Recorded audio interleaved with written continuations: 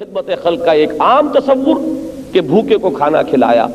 اور پیاسے کے لیے پانی کا اہتمام کر دیا اور مریض کے لیے دوا دارو کا اور علاج معالجے کی سہولت فراہم کر دی، یہ تو سب کو معلوم ہے۔ لیکن خدمت خلق کا یہ دوسرا درجہ جو ہے صرف اسی کے سامنے آئے گا کہ جس کی آنکھیں کھل گئی ہوں، جو واقعتاً آخرت پر یقین رکھتا ہو۔ اب اس کے اعتبار سے یقیناً اب یہ جو خدمت خلق کا مرحلہ ہے وہ پہلے سے بھی کہیں زیادہ اہم پر ہو جائے گا۔ آپ سوچئے، خود غور کیجئے منطقی طور پر، کسی شخص کے پیٹ میں بھوک کی وجہ سے جو آگ لگی ہوئی ہے وہ تو آپ نے بجھا دی، اسے کھانا کھلا دیا۔ پیاس کی آگ تھی، پانی پلا دیا۔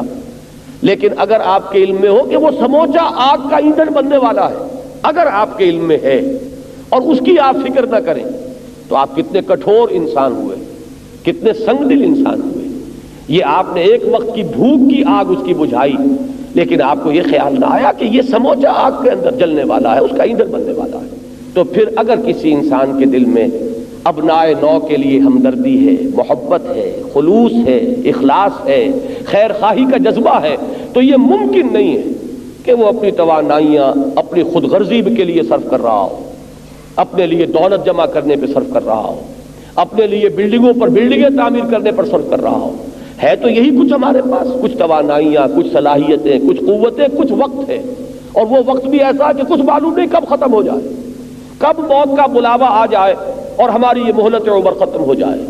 اسی کو انویسٹ کرتا ہے انسان، اور انویسٹ کرے گا اسی چیز میں کہ جس کی اہمیت اس کی نگاہ میں سب سے بڑھ کر ہے۔ تو اگر ایمان واقعتاً پیدا ہو چکا ہے تو اب ایک سلیم الفطرت اور سلیم العقل انسان کے لیے اب اس کے لیے توانائیوں کا اور قوتوں کا جو مصرف ہے وہ اس کے سوا کوئی نہیں رہے گا کہ جتنے بھی اپنے ابنائے نو کو اس ہولناک عذاب سے بچا سکے بچا لیں۔